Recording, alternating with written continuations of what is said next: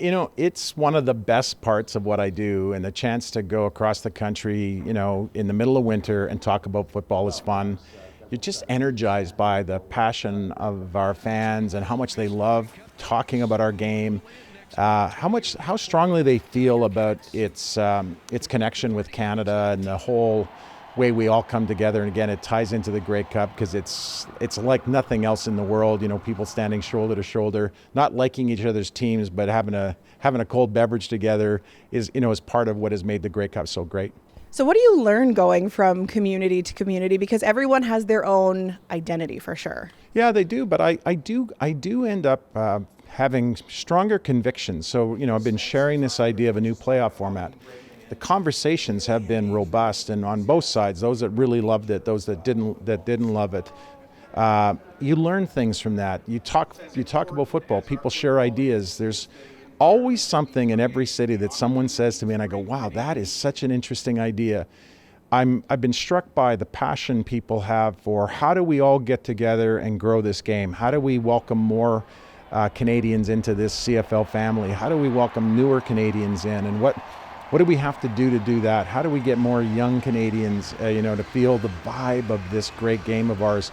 And again, it's a testimony to how people aren't just interested in the game, but they're interested in the future of the game, which is fun. You said that you pick up kind of a nugget everywhere you go. What's one thing so far on this road trip that's really stuck in your head?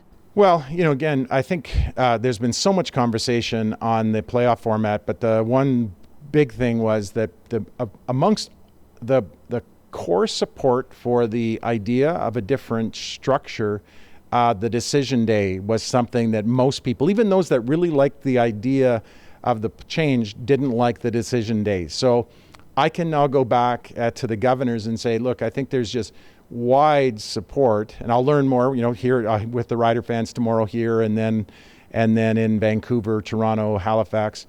But I have learned that's something they wanted to polish off of this model. So again, that's an example of why being on the road is so helpful, because you get to really hear it firsthand and people explain it to you.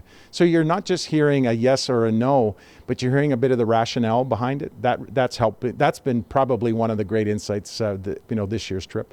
I know in your time as commissioner, you're not surprised to know Rider fans have strong opinions about football and the way things are run. What are you hoping that they bring tomorrow? Well, I'm confident, as they have from the time I started. They'll bring honesty and candor. They'll bring their energy and passion. It's really good to hear what's on their mind. I mean, this is a heartland for our game. Of course, you want to hear what they have to say. Both positive and the not so positive, because I think what they intend when they challenge me, when they challenge us, what their intention is to help us grow. It's not coming from a negative place for negativity's sake. It's coming from the heart. They want to see us improve. So I just think, come out, let's have some fun. We'll talk football. It's February, and football's just on the horizon. Thanks so much for this. Yeah, thank you.